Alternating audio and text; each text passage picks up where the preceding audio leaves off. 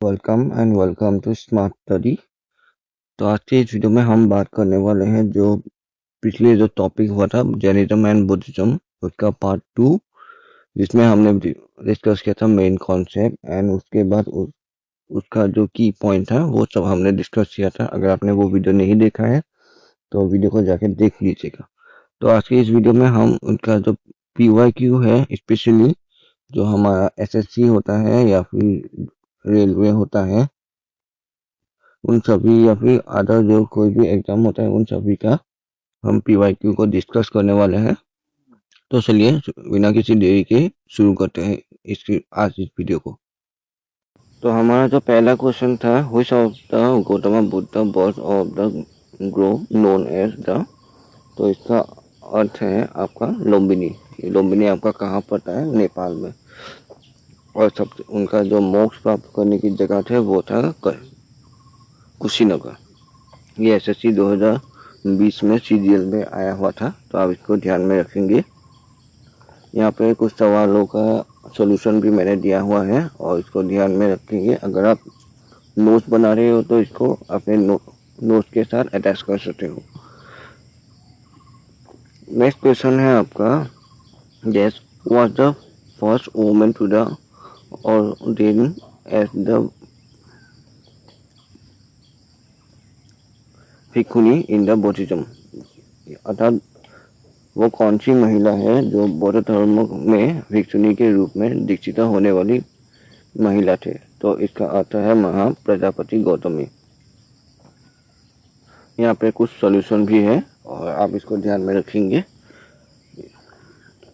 अगला क्वेश्चन है आपका, which of the following symbol of the Sanchi stupas represent the first sermon of the Buddhism deliver at the Sarnath. तो इसका अर्थ है पहिया, जिसमें आपको 8 मार्क के बारे में बताया गया था। जिसको मिला के 8 मार्क को पहिया के नाम से जाना जाता है, यानी कि जो चक्र होता है उसके नाम से जाना जाता है।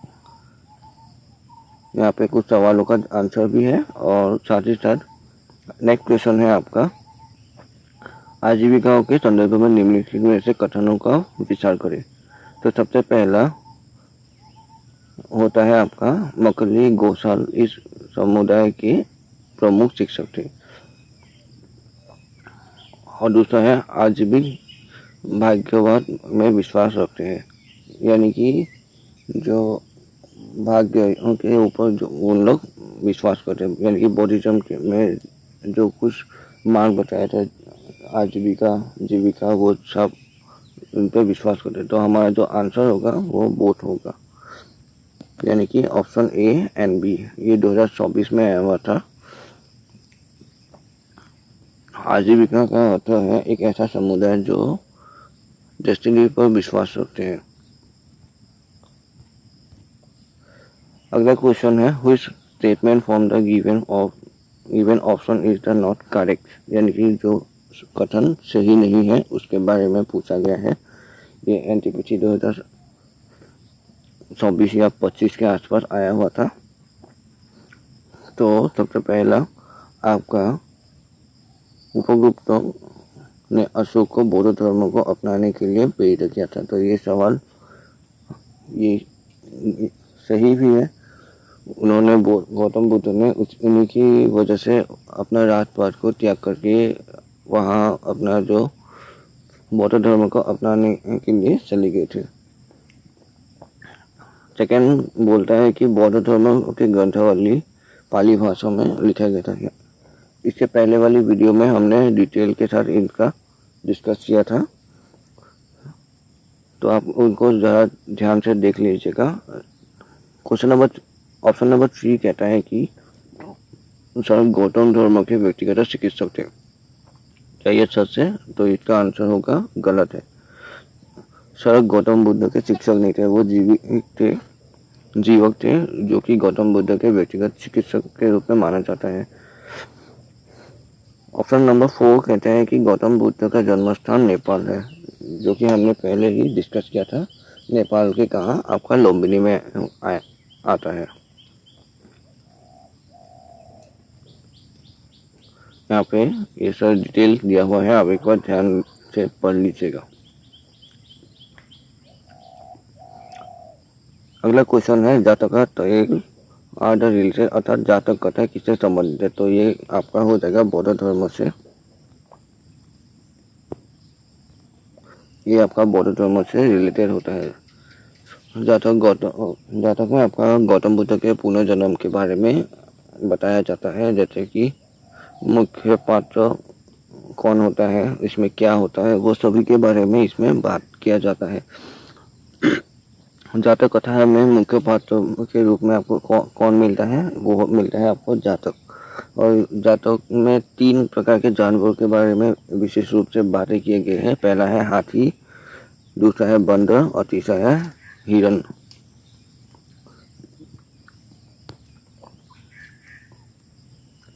नेक्स्ट क्वेश्चन है आपका, Which of the following places are the Lord Buddha gave to the first sermon of the Four Noble Truths, अर्थात भगवान गौतम बुद्ध ने जो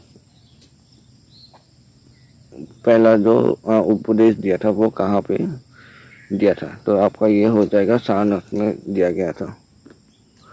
और अभी सारनाथ कहाँ पे है आपका, वाराणसी के में आपका ये स्थित है। ये 2020 में आया था, इसमें इसको ध्यान में रखेंगे। यहाँ पे कुछ डिटेल्स हैं ताकि आप अपना नोट्स बना रहे हो तो आपको इसमें डिटेल के साथ सब कुछ मिल जाए। ये होता है आपका एक अष्टांग मार्ग जो होता है, अर्थात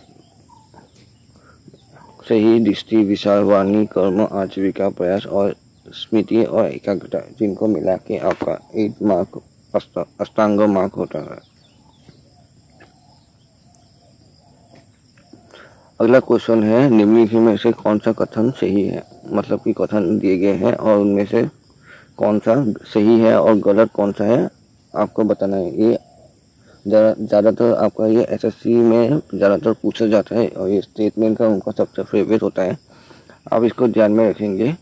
सबसे पहला कथन, फर्स्ट स्टेटमेंट कहता है कि सुप्त और सत्य और विहारों का निर्माण 2200 से लेकर 300 के दौरान एक महत्वपूर्ण प्रवृत्ति में बन गया था। तो इसका जवाब है यस, 2200 से आपका 300 के बीच इसका निर्माण हुआ था। अगला क्वेश्चन स्टेटमेंट कहता है कि ये संरचनाएं मुख्यतः लौकिक प्रकृति की थी और धार्मिक से महत्व से रहती है। तो इसका जवाब है गलत। तो आपका स्टेटमेंट कौन सा होगा, तो आपका ऑप्शन नंबर सी, जो कि कहेगा कि फर्स्ट स्टेटमेंट सही है और सेकंड गलत है। ये आपका एसएससी पेज 13 में आया था, सिर्फ 1 में। यहाँ पर डिटेल्स सभी दिया हुआ है, आप एक बार देख लीजिएगा।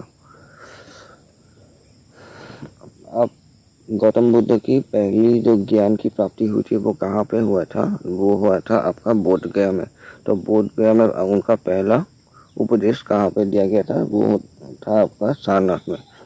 मोक्ष प्राप्त हुआ था आपका कुशीनगर एंड पाटलिपुत्र में उनका जन्म हुआ था। So next question is which of the following is not the part of the Buddhism stupas। तो यहाँ पर बोला गया है कि निम्नलिखित में से कौन सा बौद्ध स्तूपा का भाग नहीं है। तो यहाँ पे आपका आंसर हो जाएगा विमान। विमान नागर शैली के मंदिरों में होता है, जहाँ पे एक सर्कल के नीचे वाला जो क्षेत्र होता है उसको कहा जाता है। यहाँ पे जो which of the following is not part of the Buddhism stupa, तो इसका आंसर होगा आपका विमान।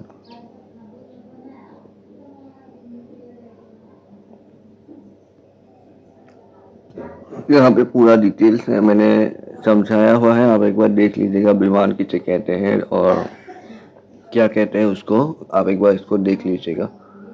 तो होता है इस क्षेत्र का सब आपका अंडा होता है, अंडा की अवकोश कक्ष को कहा जाता है। अवकोश कक्ष यानी कि इस वाले पार्ट को कहा जाता है उसके बाद आपका हर्षिका होगा। हर्षिका आपका जो दिव्य द्वार होता है, ये जो द्वार होता है उसको कहा जाता है। उसी तरीके से यहाँ पे मैंने पूरा डायग्राम देकर आपको इसको समझाया है ताकि आप इसको आसानी से समझ सके। तो अगला क्वेश्चन है कि which rule the made of the death were the written of the down in the book of the god of बिना पिटिका। तो कहा गया है कि निम्नलिखित में से देश के लिए बनाए गए नियम बिना पिटक नाम के पुस्तक में लिखे गए। तो ये आपका बौद्ध संघ में लिखा गया था। ये आपका अनुशासन के ऊपर बेस होता है। और यहाँ पे ये 2020 में एसएससी की जेल में आया हुआ था, इसको ध्यान में रखेंगे। कई बार इससे भी कई सारे क्वेश्चन बन जाता है। यहाँ पे पूरा डिटेल दिया हुआ है। फॉर एग्जांपल बिना पिटका बौद्ध धर्म के त्रिपिटक में से एक माना जाता है और यह बौद्ध धर्म के मतवासी समुदाय या इनकी संघ के लिए नियमों का अनुशासनों के लिए संग्रह किया गया था। इनमें शिशुओं को और भिक्षुनियों के लिए दैनिक जीवन और आहरण अनुशासन के लिए विशिष्ट नियमों का सम्मिलित है। त्रिपिटकों को किस भाषा में लिखा गया था? तो यह आपका हो जाएगा पाली भाषा। और इसमें कई सारी बातें भी है, जैसे कि त्रिपिटक में आपका 3 प्रकार के आता है। बिना पिटक उसके बाद सूत्र पिटक और अभिधर्म त्रिपिटक। यानी कि सूत्र पिटक में आपका बौद्ध धर्म के प्रवचन, उसके बाद बिना पिटिका में मतवासी का नियम और अभिधर्म में दार्शनिक विश्लेषण का शामिल होता है। बिना पिटिका को आगे सूत्र खंडन और परिवार में विभाजित किया जाता है बाद में जाके। अगला क्वेश्चन, बौद्ध धर्म में चौथी बौद्ध परिषद निम्नलिखित में किस शासन काल में हुआ था? यानी कि आपका ये कहना चाहता है during the which of the following the rule did the Buddhism get the swelled into the two school Hinayana and Mahayana, which of the fourth Buddhism council। तो आपका किसके शासन काल में हुआ था? ये हुआ था आपका किसान के शासन काल में। तो ये आपका आया था 2024 में। यहाँ पे पूरा डिटेल दिया हुआ है, आप एक बार पढ़ लीजिएगा ताकि आपको नोट बनाने में आसानी हो सके। यहाँ पे जो बौद्ध धर्म में जो 4th काउंसिल हुआ था उसका आपका पूरा डिटेल दिया हुआ है। हिनायना और महायाना और वज्रयाना, इसको 3 भाग में विभाजित किया जाता है। हिनायना में आपका अर्थहीनी में होता है आपका छोटा वाहन और महायाना में उसका महान वाहन और वज्रयाना में वज्र वाहन कहा जाता है। और हिनायना को पाली भाषा में लिखा गया था। उसके बाद महायाना को संस्कृत एंड वज्रयाना को संस्कृत एंड तिब्बतियन में लिखा गया था। हिनायना को लिखने का तरीका ये था कि आपका व्यक्तिवाचक मुक्ति था। मेन जो गोल होता है वो हिनायना में व्यक्तिवाचक मुक्ति था, पर्सनल निर्वाणा कहा जाता है। महायाना आपका सबकी मुक्ति होता है और दूसरी तरफ कोई निर्वाणा थॉट होता है, तंत्र के द्वारा मुक्ति प्राप्त करना। ऐसे बहुत सारे इंपॉर्टेंट पॉइंट हैं जो आप इसमें देख के लिख अपना नोट्स को कंप्लीट कर सकते हैं। अगला सवाल ये है कि स्वामी महावीर का जन्म कहाँ हुआ था? ये आपको पहले ही पार्ट में आपको पूरा डिटेल पढ़ा दिया हुआ था, तो आप एक बार देख लीजिएगा। ये हुआ था आपका कुंडल ग्राम में। मोक्ष का प्राप्त हुआ था पावापुरी में।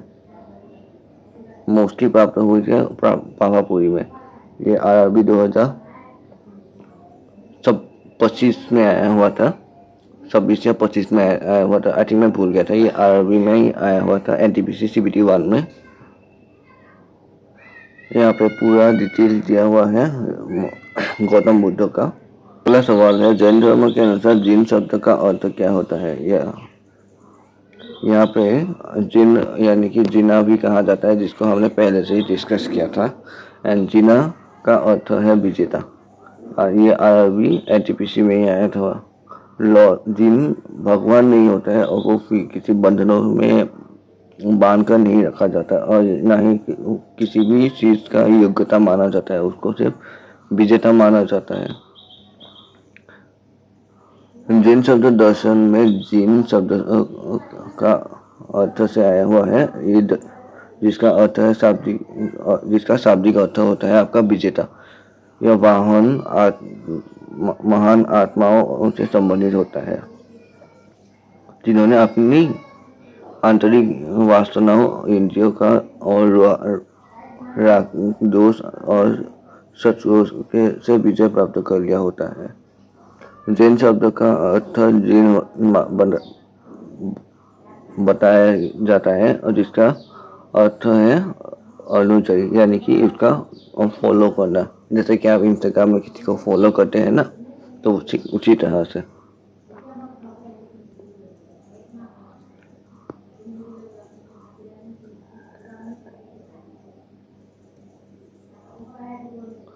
अगला सवाल है आपके लिए, दिगंबर संप्रदाय के लिए निम्नलिखित में से किस धर्म से संबंधित होता है? तो ये आपके लिए HW होगा। आप इसको मुझे कमेंट सेक्शन में बताइएगा, ठीक है। अगला सवाल क्वेश्चन नंबर 19 कहता है कि हुई शब्द Shailinga Raja, who had the source of the contact, which of Indian ruler were the following of the which of the following religion। अर्थात शैलिंग राजा जिसका भारतीय शासकों से घनिष्ठ संबंध था, वो किस धर्म का अनुयायी था? ऑब्वियसली हम बौद्ध धर्म को फॉलो करते हैं, तो वो बौद्ध धर्म से ही अनुयायी होगा, जो कि 2024 में आया हुआ था। नेक्स्ट क्वेश्चन, जैनों द्वारा पालन किए जाने वाले 5 व्रतों में से कौन सा व्रत अर्जन न करने को दर्शाता है? ये अपरिग्रह को कहा जाता है। अगला सवाल,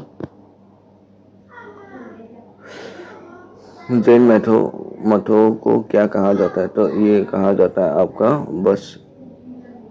बस दिया। ये एनटीपीसी में आया हुआ था। हमने ज़्यादातर एनटीपीसी यानी कि आरआरबी एंड एसएससी, ये दोनों को ही पकड़ लिया है, क्योंकि यहाँ से ज़्यादा क्वेश्चन हर एग्ज़ाम, चाहे वो वनडे एग्ज़ाम हो या फिर आप मान लीजिए किसी भी स्टेट का हो या सेंट्रल का हो, वो सभी वो एक ही चीज़ घुमा फिरा के वही पूछता है। अगर क्वेश्चन का लैंग्वेज चेंज हो जाता है तो सब पैनिक हो जाते हैं। तो यहाँ पे पूरा डिटेल दिया हुआ है, आप एक बार देख लीजिएगा। एलोरा यानी कि एलोरा जो है वो महाराष्ट्र में स्थित है, ठीक है।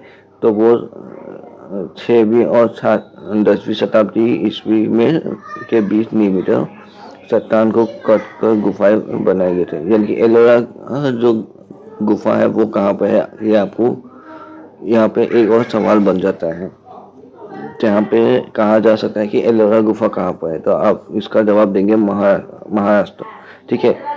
तो ये गुफाएं शामिल होता है और ये किससे संबंधित है अगर ये पूछा जाए तो आपका जैन धर्म, बौद्ध और हिंदू धर्म से संबंधित है। ये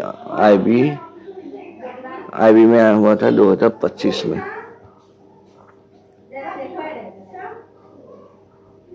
क्वेश्चन कहता है कि दिए गए स्टेटमेंट ए और बी को पढ़िए और सही विकल्पों का चयन कीजिए। क्वेश्चन कहता है कि ऑप्शन नंबर ए गंधा शैली के बौद्ध मूर्तियों के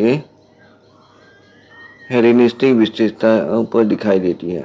तो और स्टेटमेंट 2 कहता है कि इस शैली में बौद्ध कि धुंधले बाल और इसमें विशेष ऐतिहासिक तत्वों को दिखाई देती है। तो यह ऑप्शन आएगा आपका ए एंड बी। तो ये कौन सा सही होगा? ऑप्शन बोथ होगा। बात भी सही है। ये आपका पेज 13 में आया हुआ था एसएसटी के 2025। यहाँ पे पूरा डिटेल दिया हुआ है। तो वीडियो को देखने के लिए बहुत बहुत धन्यवाद। आशा करता हूँ आप सबको वीडियो पसंद आया होगा। अगला जो टॉपिक होगा वो होगा आपका शायद दिल्ली सल्तनत या फिर पॉलिटिक्स स्टार्ट करने का प्लान है मेरा। तो आपको बताइएगा आपको कौन सा टॉपिक सबसे इम्पोर्टेंट अभी के लिए ज़रूरत है, तो हम उस पर काम करना शुरू कर देंगे। एंड हम डेली करंट अफेयर्स के लिए सोच रहे हैं क्या करें क्या नहीं करें। अगर आपको डेली करंट अफेयर्स की ज़रूरत है तो हम कोशिश करेंगे कि जल्द से जल्द आपको डेली की करंट अफेयर्स लाने के लिए। तो चलिए आज के लिए इतना ही। वीडियो को देखने के लिए बहुत बहुत धन्यवाद। मिलते हैं अगले वीडियो में, तब तक के लिए bye bye and thank you.